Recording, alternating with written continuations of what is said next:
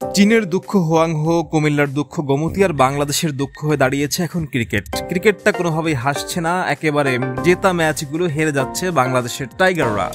সুকল tiger আর কি, তাদেরকে tiger বললে হয়তো এখন বাঘেরা লজ্জা পাবে এবং সমালোচনা করতেও আর ইচ্ছা হয় না।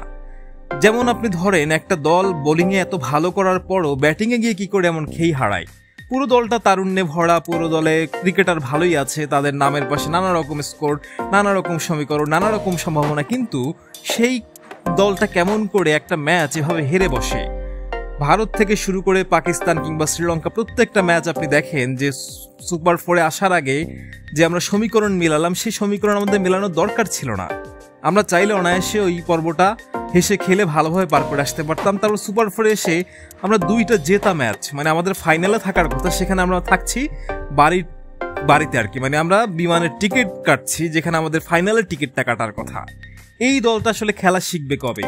এই দলের ধরে খেলার কিংবা বুঝে খেলার কিংবা মাথা খাটানোর আসলে স্পৃহাটা কবে জাগবে? সাকিব আল হাসান নেই, মাশরাফি বিন মুর্তজা নেই, তামিম ইকবাল নেই, রিয়াদ নেই, মুশফিক নেই, এরা চিরদিন থাকবে না। এরাও যে ম্যাচ জিতেছে তা না, কিন্তু এদের সময় একটা ফাইটিং স্কোর হতো। এরা যখন 5 জন মিলে খেলতেন তখন আমরা একটা ভরসা পেতাম। কলার উঁচু করা মাশরাফি, দুর্দান্ত সাকিব, সবাই মিলে কিন্তু আমাদের একটা ভরসা দিতেন। সেই ভরসার জায়গাটা ধীরে ধীরে হারিয়ে ফেলছি আমরা। কেন হারাচ্ছি, কিভাবে হারাচ্ছি, এটা আপনারা সবাই জানেন যে আমাদের খেলোয়াড়দের মধ্যে কোনো স্পৃহা নেই। আমাদের খেলোয়াড়রা জিততে চায় না, জেতার ইচ্ছা নেই, তারা শিক্ষা সফর করে। তারা যখন হেরে যায় তখন এমন এক যুক্তি দাঁড় করায় যা শুনলে হয়তো মৃত মানুষও খটখট করে হেসে উঠবেন। এই হেসে ওঠার চলটা আসলে কবে যাবে? কবে আমাদের ক্রিকেটাররা ক্রিকেট খেলতে জানবেন? আমাদের ক্রিকেট সাংবাদিকরা যেমন ক্রিকেট বোঝেন না, আমাদের নির্বাচকরা যেমন ক্রিকেট বোঝেন না, আমাদের বোর্ড যেমন ক্রিকেট বোঝেন, আমাদের বোর্ড পুরো ব্যস্ত এখন হচ্ছে পলিটিক্যাল থিওরি নিয়ে। 1000 কোটি টাকার বোর্ড, কে করে কি করে ক্ষমতাটা বাগাবেন, কোথায় গিয়ে বসবেন, কে চেয়ারটা নেবেন, বিসিবি সভাপতি নিয়ে ব্যস্ততা। এই যে এশিয়া কাপ গেল, এখানে কোনো পরিকল্পনা কিংবা এই নিয়ে কোনো কথা শুনেছেন কখনো? শোনেননি। আপনারা শুনেছেন তামিম হবে সভাপতি নাকি বুলবুল, কিংবা ফারুক আহমেদ আবার এসে জুটবেন কিনা?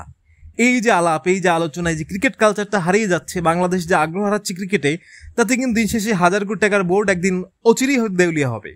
কারণ এরকম খেললে কে আপনাকে স্পন্সর দিবে, কে আপনাকে পাশে দাঁড়াবে, কে আপনাকে এসে খেলাটা দেখবে? যখন অডিয়েন্স থাকবে না, তখন আপনার স্পন্সর থাকবে না, তখন আপনার 1000 কোটিও থাকবে না। এরকম করেই জিম্বাবুয়ের মতো হয়তো আপনি ক্রিকেটে একেবারে তলানিতে ঠেকবেন, কিংবা কেনিয়া হয়ে যাবেন। অথচ আপনার এখন ক্রিকেটে রাজত্ব করার কথা। ভারত যেখানে পারছে, ভারত যেখানে একের পর এক খেলোয়াড় তৈরি করছে, সেখানে বাংলাদেশ কেন পারছে না? সেই প্রশ্নটা তোলা জরুরি হয়ে পড়েছে।